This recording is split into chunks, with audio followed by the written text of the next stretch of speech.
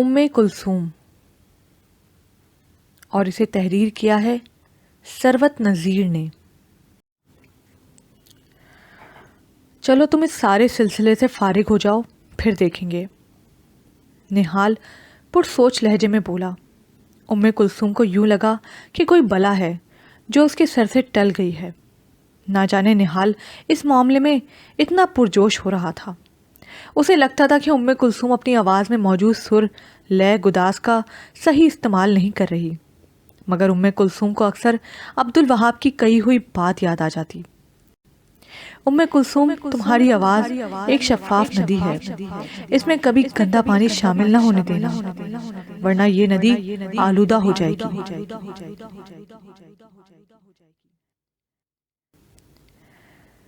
نہال کے ساتھ گزرے 7 سالوں میں ام کلثوم نے اپنے آپ کو اتنا تبدیل کر لیا تھا جتنا اس کے ضمیر نے گواہی دی۔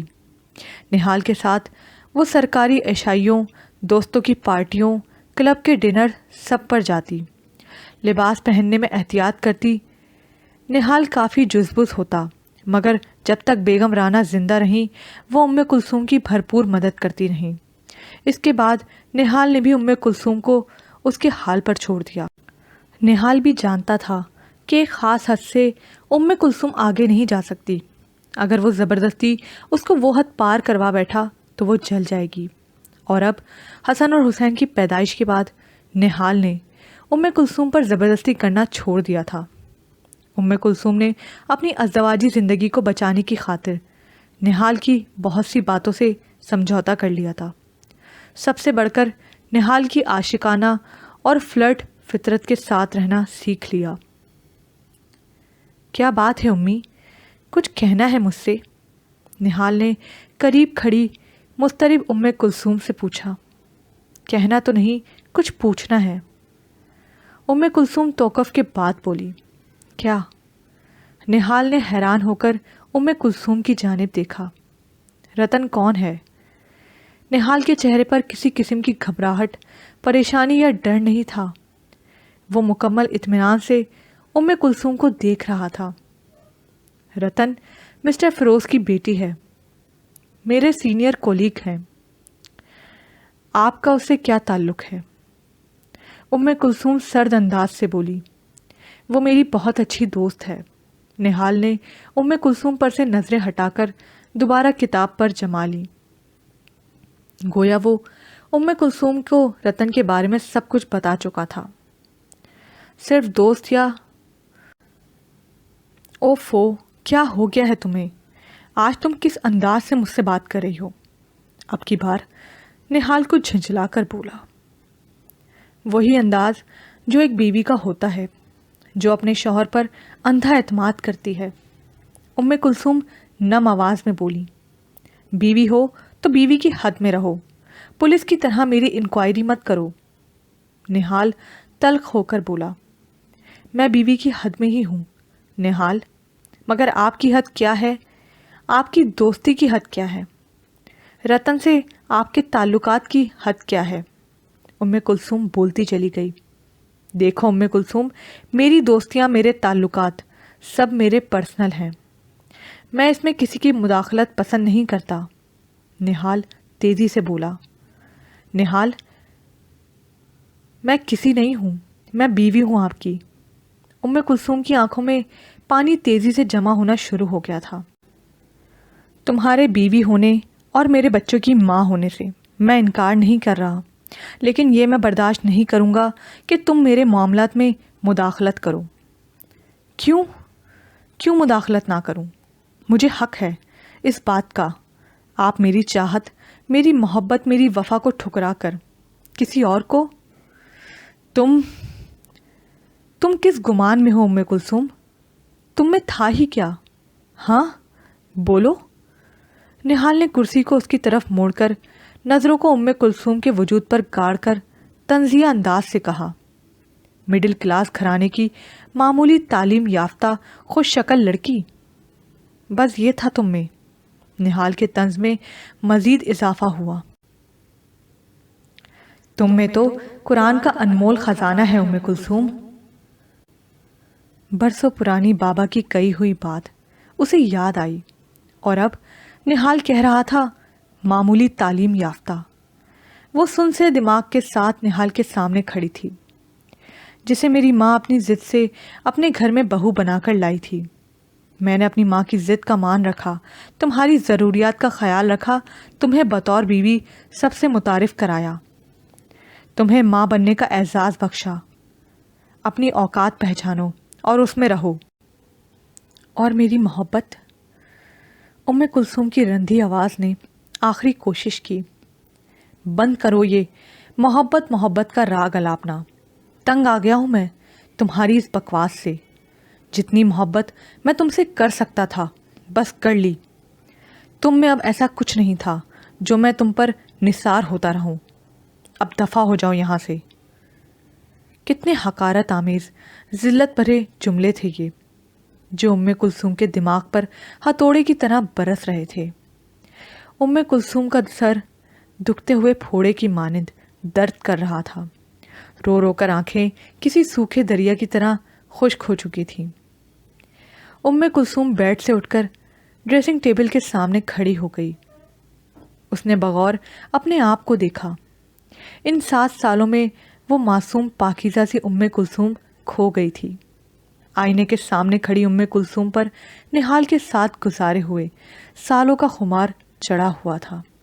اس نے نہال کی خاطر، اپنی شادی شدہ زندگی کو بچانے کی خاطر اور پھر بچوں کی خاطر اپنے آپ کو بدلا تھا، مگر نہال کی نظروں میں ان سب کی کوئی اہمیت نہ تھی، نہ وقت۔ میں جانتی ہوں تم اس کو راہ راست پر لے آؤ گی۔ اب میری ساری امیدیں تم سے وابستہ ہیں۔ بیگم رانا کے الفاظ اس کے دماغ میں گونجے۔ نہیں ممی، میں نہال کو راہ راست پر نہیں لا سکی۔ میں آپ کی امیدوں پر پوری نہیں اتری۔ وہ آئینے میں اپنے آپ کو دیکھ کر بڑبڑائی۔ میں جو تھی تم نے اس کی قدر نہیں کی نہال۔ تم نے ام کلثوم کو پہچانا نہیں۔ نہال، اب میں تمہیں بتاؤں گی کہ ام کلثوم کی اوقات کیا ہے۔ ام کلثوم صرف مڈل کلاس خاندان کی معمولی تعلیم یافتہ لڑکی نہیں ہے۔ وہ ہے جس کے پیچھے تم دیوانہ وار بھاگو گے، مگر وہ تمہارے ہاتھ نہیں آئے گی۔ ام کلثوم ہذیانی انداز میں بیڈ روم کی درازوں میں چیزوں کو الٹ پلٹ کرتے ہوئے بولی۔ اس پر جنون کسی کیفیت طاری ہو گئی تھی۔ میں تمہیں وہ بن کر دکھاؤں گی نہال۔ ام کلثوم کے ہاتھ میں ایک بوسیدہ کارڈ تھا اور آنکھوں میں نئی چمک۔ رنگ غزل پروگرام میں اب سنیے نئی ابھرتی ہوئی گلوکارہ ام کلثوم۔ ام کلثوم کی آواز میں سیف الدین سیف کا کلام۔ غزل کی دھن تربیت دی ہے استاد نفاست علی خان صاحب نے۔ طبلے پر سنگت کر رہے ہیں ماسٹر کریم بخش۔ لیجئے سماعت فرمائیے۔ نہال نے گاڑی کا موڑ کاٹا، کار بری طرح ڈول گئی۔ نہال نہیں جانتا تھا کہ اس کی زندگی نے ایک نیا موڑ کاٹا ہے۔ نہال کی گاڑی میں موجود ریڈیو سے ام کلثوم کی آواز آنے لگی۔ میری داستان حسرت وہ سنا سنا کے روئے، میرے آزمانے والے مجھے آزما کے روئے، کوئی ایسا اہل دل ہو کہ فسانہ محبت، میں اسے سنا کے روں وہ مجھے سنا کے روئے۔ موسیٰ نے کمرے کی کھڑکی کو کھولا۔ آسمان پر بے شمار ستارے چمک رہے تھے، مگر اس کی قسمت کا ستارہ نہ جانے کب کا کھو گیا تھا۔ ہر روز اس کھڑکی کے سامنے کھڑے ہو کر وہ آسمان کی وسعتوں میں اسے تلاش کرتا، اس کے باوجود کہ وہ جانتا تھا کہ اس کی یہ تلاش بے سود ہے، مگر وہ پھر بھی اس کو تلاشتا تھا۔ کیا پتا کسی روز وہ ستارہ راہ بھٹکتا ہوا دوبارہ سے اس کے آسمان پر چمکنے لگے۔ اس نے تنگ آ کر نظریں جھکا لی، آنکھوں سے اینک اتار کر رائٹنگ ٹیبل پر رکھی، BBC کی خبریں سننے کے لیے ریڈیو آن کیا۔ ایک غم گشتہ آواز اس کے کانوں تک آئی۔ وہ آج بھی اس آواز کے سحر کو نہیں بھولا تھا۔ آج بھی اس کا کمرہ اس آواز کی گونج سے لرز اٹھا تھا۔ میری آرزو کی دنیا، دل ناتواں کی حسرت، جسے کھو کے شادماں تھے اسے آج پا کے روئے۔ تیری بے وفائیوں پر، تیری کج ادائیوں پر، کبھی سر جھکا کے روئے، کبھی منہ چھپا کے روئے۔ جو سنائی انجمن میں شب غم کی آپ بیتی، کئی رو کے مسکرائے، کئی مسکرا کے روئے۔ موسیٰ نے اپنی آنکھوں کو صاف کیا جو نہ جانے کیوں بہنے لگے تھے۔ وہ کیوں رو رہا تھا وہ نہیں جانتا تھا، مگر نہ جانے کیوں اس کے دل میں بے انتہا درد جمع ہو گیا تھا۔ اس کی آنکھیں اس درد کو نکلنے کا راستہ بن گئی تھیں۔ کرسی کے پشت سے سر ٹکائے وہ نہ جانے کتنی دیر تک روتا تھا۔ آج اسے لگا کہ اس کا ستارہ ہمیشہ کے لیے کھو گیا ہے، وہ اسے کبھی نہیں کھوج پائے گا۔ I can't believe this. Marvelous. امی تم نے تو کمال کر دیا۔ نہال نے بیڈ روم میں ڈریسنگ ٹیبل کے سامنے کھڑی گمسم سی کلثوم کو کندھوں سے پکڑ کر گھما ڈالا۔ کیا غزل گائی ہے تم نے؟ ابھی تک تمہاری آواز کا جادو میرے ہوش اڑا رہا تھا۔ کلثوم نے آہستگی سے نہال کے ہاتھ اپنے کندھوں پر سے ہٹائے اور دوبارہ سے ڈریسنگ ٹیبل کے سامنے کھڑی ہو کر اپنا ناقدانہ جائزہ لینے لگی۔ میں نے تو تم سے پہلے ہی کہا تھا کہ اگر تم موسیقی کی باقاعدہ تعلیم حاصل کرو تو بڑے بڑے نامور گلوکاروں کی چھٹی کروا سکتی ہو، مگر تم پر اور ممی پر تو نہ جانے کیا ضد سوار تھی۔ نہال سرشار انداز میں بیڈ روم پر پڑے صوفے پر بیٹھ گیا۔ کلثوم خاموشی سے بالوں میں برش کر رہی تھی۔ ویسے امی تمہیں کیسے خیال آیا؟ کریمین نے مجھے بتایا تو تھا کہ تم آج کل استاد نفاست صاحب سے سبق لے رہی ہو، مگر مجھے اندازہ نہیں تھا کہ تم اتنی جلدی ریڈیو اسٹیشن پہنچ کر اتنی مشکل غزل کو اپنی آواز سے اتنا دل فریب بنا دو گی۔ نہال تم خوش ہو؟ کلثوم نے ڈریسنگ ٹیبل سے منہ موڑ کر نہال کی جانب دیکھا اور بے حد اجنبی لہجے میں نہال سے پوچھا۔ آف کورس یار، میں خوش ہوں، بہت خوش، نہال خوش دلی سے بولا اور اٹھ کر کلثوم کے قریب آ کھڑا ہوا۔ یو آر لکی امی کہ تمہیں میرے جیسا شوہر ملا ہے۔ میں کوئی بیکورڈ یا دقیانوس مرد نہیں ہوں جو عورت کے ٹیلنٹ سے جلتا ہو۔ نہال نے پیار سے کلثوم کے رخسار پر اپنی انگلی سے بالوں کی لٹ کو پیچھے کیا۔ میں تمہیں اس سے زیادہ خوش کر دوں گی نہال، آئی پرومس یو۔ کلثوم نے آہستگی سے اپنے آپ کو نہال کی باہوں کے حلقے سے آزاد کیا۔ آج کل کون سا راگ سیکھ رہی ہو تم؟ نہال پر اشتیاق انداز سے بولا۔ راگ دیپک۔ یو نو نہال، اس کو گانے سے گانے والا آگ تک لگا سکتا ہے۔ انٹرسٹنگ ہے نا؟ کلثوم نے آئینے میں نہال کا عکس دیکھتے ہوئے کہا۔ ارے کس کو جلانے کا پروگرام ہے تمہارا؟ نہال اس کی جانب دیکھ کر شگفتگی سے بولا۔ تمہیں نہال؟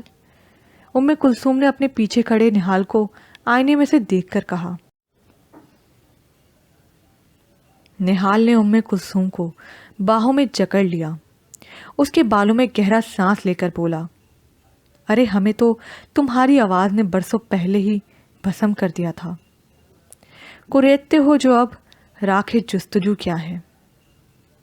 نہیں نہال، ابھی نہیں، ابھی تو صرف کلثوم جلی ہے، ابھی تو صرف کلثوم بھسم ہوئی ہے، ابھی تو کلثوم کی چتا کا الاؤ بھڑکا ہے، تمہارا جلنا تو ابھی باقی ہے نہال۔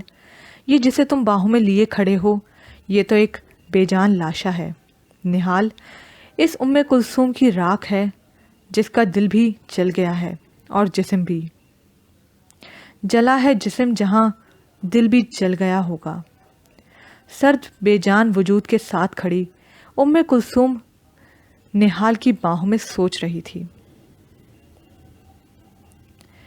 اماں کی نگاہوں میں موجود ناراضی، خفگی کی لہریں اس سے پوشیدہ نہیں رہی تھیں۔ بستر پر لیٹی ہوئی انہوں نے ایک بیگانہ سی نظر کلثوم پر ڈالی اور منہ موڑ لیا۔ کلثوم نے شرمندگی سے رقیہ کی جانب دیکھا۔ رقیہ اس کا ہاتھ تھام کر اسے لاؤنج میں لے آئی۔ اماں ناراض ہے مجھ سے؟ کلثوم رو دینے کو تھی۔ वक्ती गुस्सा है, फिर ठीक हो जाएंगी। रुकैया ने उम्मे कुलसूम के हाथ अपने हाथ में लेकर उसे दिलासा दिया। रुकैया तुम भी खफा हो मुझसे? उम्मे कुलसूम ने रुकैया की आंख में झांका।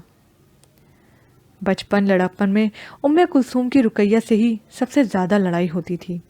सबसे ज़्यादा गुस्सा रुकैया ही उम्मे कुलसूम पर करती थी, मगर अब वो गुस्सीली रुकैया कहीं खो गई थी। नहीं आपी, मैं तुमसे खफा नहीं हूँ, मैं तो बस हैरान हूँ आपी, आखिर ये तुम किस रास्ते पर चल निकली हो? तुम क्या थी? बाबा ने तुम्हें क्या बनाया था? और तुम? रुकैया के लफ्ज़ों में तासुफ के साथ साथ हैरत थी। रुकैया, उस रास्ते पर चलते हुए तो मुझे 7 साल हो गए हैं। मेरे कदम तो उसी दिन उस रास्ते की जानिब बढ़ गए थे जब मैं दुल्हन बनकर निहाल के घर गई थी। रास्ता तो तभी बदल गया था, बस इस रास्ते की गर्दो गुबार मुझ पर अब जाहिर हुई है। रुकैया, मैंने बड़ी कोशिश की ये रास्ता मुझे आलूदा ना करे, मगर मैं हार गई रुकैया। उम्मे कुलसूम की आवाज़ लरजने लगी थी। रुकैया ने मोहब्बत से उम्मे कुलसूम की आंखें साफ की। अच्छा छोड़ो इस बात को, तुम्हें पता है मूसा भाई जा रहे हैं। रुकैया ने उम्मे कुलसूम को इत्तला दी। कहाँ? उम्मे कुलसूम अपने आंसुओं को भूलकर पूछने लगी। उन्होंने कॉलेज की जॉब छोड़ दी है। साजिदा खाला की वफ़ात के बाद वो अकेले भी तो बहुत हो गए हैं। रुकैया फिक्रमंदी से बोली। मगर जा कहाँ रहे हैं? उम्मे कुलसूम जल्दी से बोली।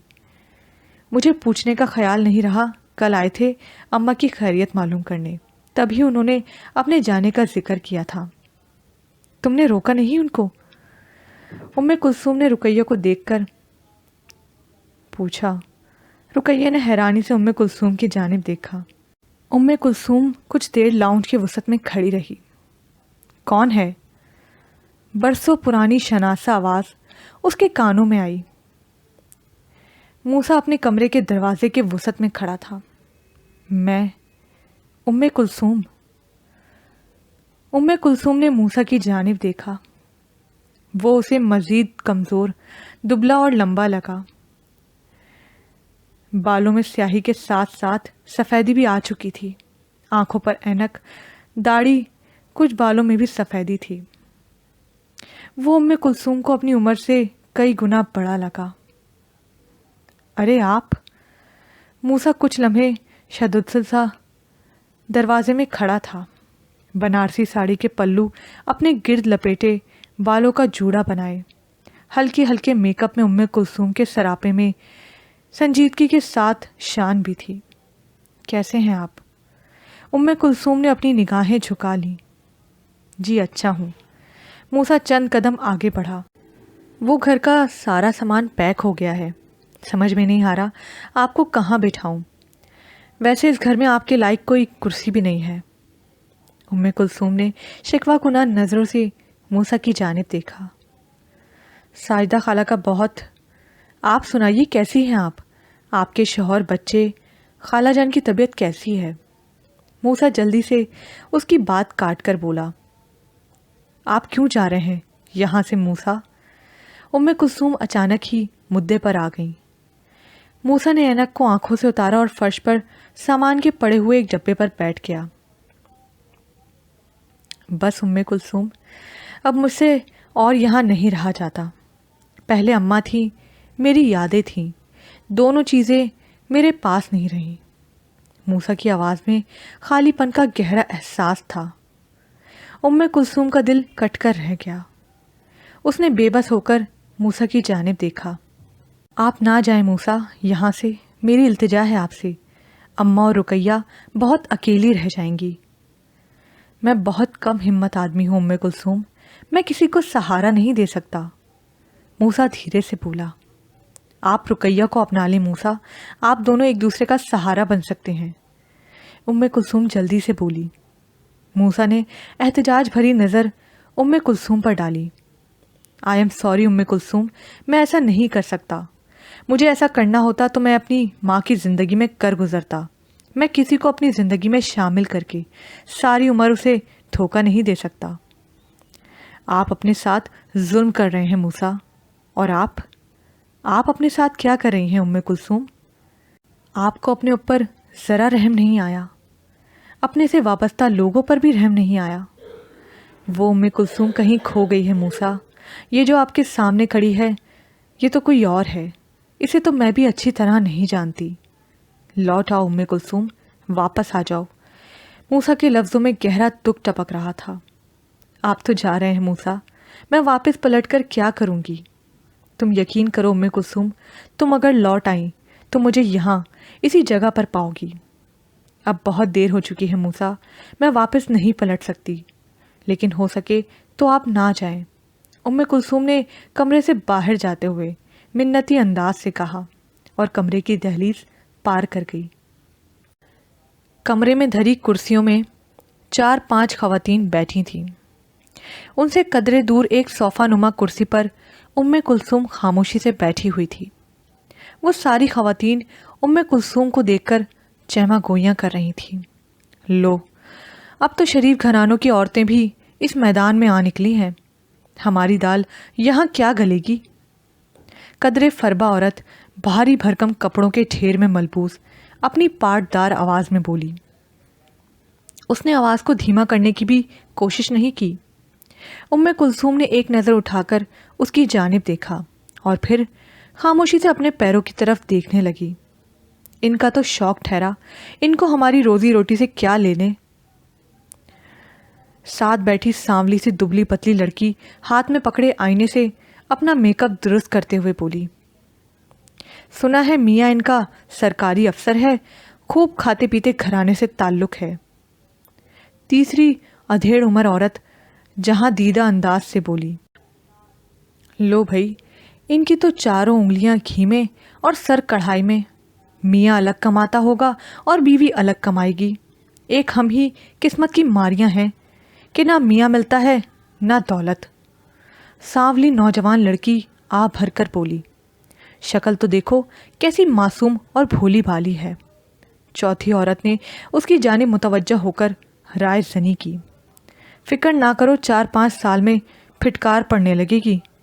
ادھیڑ عمر عورت ٹھٹا مار کر بولی۔ ام کلثوم مارے خفت اور شرمندگی کے رو دینے کو تھی کہ اسی وقت استاد نفاست صاحب اندر داخل ہوئے۔ آپ کہاں چلے گئے تھے؟ ام کلثوم جلدی سے بولی، پروڈیوسر شبیر صاحب کا پتہ کرنے گیا تھا، آج ذرا لیٹ آئیں گے، آپ اتنی دیر یہ بوتل پیجئے۔ استاد صاحب نے ہاتھ پکڑی بوتل ام کلثوم کو تھما دی۔ سلام استاد صاحب، بڑا اچھا دانہ تلاش کیا ہے، مان گئے آپ کو۔ موٹی عورت استاد صاحب سے خوش آمدی انداز سے بولی۔ بڑی نوازش ہے زاہدہ بیگم آپ کی، استاد شائستگی سے بولے۔ کچھ میری نادرہ کا بھی خیال کیجئے، پروڈیوسر صاحب سے کہہ کر اس کو ٹی وی پر چانس دلا دیجئے، قسم سے دعائیں دیں گی آپ کو۔ موٹی عورت نے مزید چاپلوسی کی، بھئی آپ کی نادرہ میں صلاحیت ہوگی تو خود بخود راستے بنتے جائیں گے، میری سفارش کی ضرورت ہی نہیں رہے گی۔ استاد صاحب اپنا دامن بچاتے ہوئے بولے، رہنے دو استاد جی، تم بھی بس پیسے کے پیر ہو، جانتی ہوں میں یہ بیگم بڑی تگڑی اسامی ہے، اس کو چھوڑ کر تم میری نادرہ کے لیے کیوں کچھ کرنے لگے؟ زاہدہ خاتون اکھڑے اکھڑے انداز سے بولی، آئیے بیگم صاحبہ، آپ شبیر صاحب کے کمرے میں چل کر بیٹھیں، میں ریسیپشن سے ان کا پتہ کر کے آتا ہوں۔ استاد زاہدہ خاتون کی گفتگو سے گھبرا کر بولے، جاؤ جاؤ استاد جی، بیگم کا پالتو بن کر آنا کبھی ہمارے محلے میں، پھر تمہیں تمہاری اوقات بتائیں گے۔ زاہدہ بیگم دھمکی آمیز لہجے میں بولی، لو اماں، اب ہمارا کیا بنے گا؟ یہ بیگم تو سارے پروگرام لے اڑی۔ نادرہ منہ بسور کر بولی، تو فکر نہ کر، یہ شبیر بڑا ہی دل پھینک ہے، اگر تو یہ بیگم کسی شریف ماں باپ کی اولاد ہے تو کبھی بھی اس شبیر کو خوش نہیں کر سکے گی، اس کو خوش کرنا ہم جیسیوں کا ہی کام ہے۔ پروڈیوسر شبیر کے کمرے تک جاتے جاتے ام کلثوم کا رواں رواں تک سلگ اٹھا تھا۔ کالی شیفون کی ساڑی کو باندھے، خوبصورت جولری، جدید بالوں اور میک اپ کے سٹائل میں سجی سوری ام کلثوم نغمہ سرا تھی۔ یہ وہی ساڑی تھی جسے ایک بار پہن کر وہ نہال کے ساتھ پہلی بار دعوت میں گئی تھی۔